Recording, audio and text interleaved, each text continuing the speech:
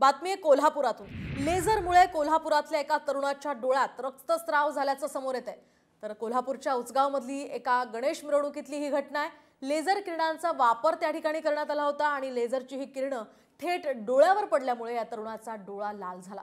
त्यातनं पाणी वाहू लागलं आणि त्यानंतर त्याला रुग्णालयात नेलं असता त्याच्या बुबुळाला इजा होऊन त्यात आत रक्तस्राव झाल्याचं निदान डॉक्टरांनी केलंय।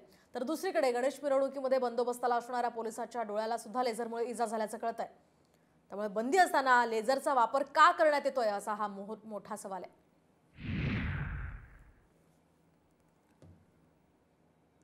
तर लेझरच्या तीव्र प्रकाशामुळे छोट्या रक्तवाहिन्या फुटतात।